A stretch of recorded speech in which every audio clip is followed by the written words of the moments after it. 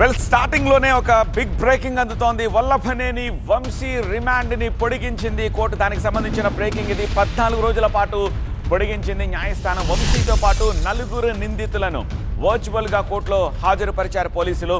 So remand పొడిగించింది SC ST కేసుల ప్రత్యేక court. ఈ కిడ్నాప్ కేసులో రిమాండ్ ఖైదీగా ఉన్నారు వంశీ, మనకు తెలిసిందే. సో ఇప్పుడు వాళ్ళని వర్చువల్గా ప్రవేశపెడితే 14 డేస్కి ఎక్స్టెండ్ చేసింది. జీజీహెచ్లో వైద్య పరీక్షల తర్వాత వంశీని ప్రశ్నించనున్నారు పోలీసులు. లాయర్ సమక్షంలో విచారణకు అనుమతినిచ్చారు. అలానే లక్ష్మీపతి, శివరామకృష్ణ వాళ్ళిద్దరిని కూడా కలిపి వంశీని ప్రశ్నించే అవకాశం కనిపిస్తోంది.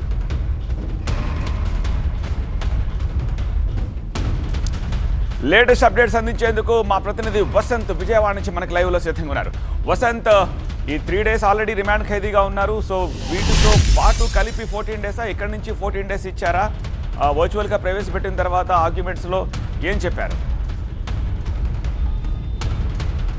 సో సత్యవర్ధన్ కిడ్నాప్తో పాటుగా బెదిరింపుల కేసులో ఆరోపణలు ఎదుర్కొన్నటువంటి వల్లభనేని వంశీతో పాటు మరో 4 సంబంధించినటువంటి అంశంలో రిమాండ్ పొడిగిస్తూ ఎస్సీ ఎస్టీ కేసుల ప్రత్యేక న్యాయస్థానం ఆదేశాలు ఇచ్చింది. A1 వల్లభనేని వంశీతో పాటుగా A7 వెంకట శివరామకృష్ణ ప్రసాద్, A8 నిమ్మా లక్ష్మీపతితో పాటు A4 గంటా వీర్రాజు, అలాగే వేల్పూర్ మురళి A10 వీళ్ళ 5 కూడా 14 రోజుల పాటు రిమాండ్ ఎస్సీ ఎస్టీ కేసుల ప్రత్యేక న్యాయస్థానం పొడిగించింది. ప్రధానంగా సత్యవర్ధన్ కిడ్నాప్కి సంబంధించినటువంటి బెదిరింపులకు సంబంధించినటువంటి అంశంలో వల్లభనేని వంశీ ప్రోద్బలంతో ఇదంతా జరిగింది. గన్నవరం టీడీపీ కార్యాలయంపై దాడి కేసులో కంప్లైంట్గా ఉన్నటువంటి సత్యవర్ధన్ను బెదిరించి భయపెట్టి కిడ్నాప్ చేసి ప్రధానంగా ఈ కేసులో అప్రూవర్గా మార్చే ప్రయత్నం కానీ, లేదంటే తన కేసును వెనక్కి తీసుకునేలా ప్రోద్బలం ఉంది. దీని వెనక పూర్తిగా వంశీ పాత్ర ప్రధానంగా ఆరోపణ. ఈ ఆరోపణల నేపథ్యంలోనే ప్రస్తుతం వంశీ పైన మరోసారి కేసు నమోదు చేశారు. ఆ కేసుకి సంబంధించి విచారణ ఇంకా జరుగుతుంది. ఆయన రిమాండ్కి కూడా తరలించారు. ప్రస్తుతం వంశీని కస్టడీలోకి పోలీసులు తీసుకున్నారు. 3 రోజుల పాటు కస్టడీ కొనసాగబోతోంది. ఇప్పటికే ఆయన జిల్లా జైలు నుంచి ప్రభుత్వ ఆసుపత్రికి తరలించారు. అక్కడ వైద్య పరీక్షల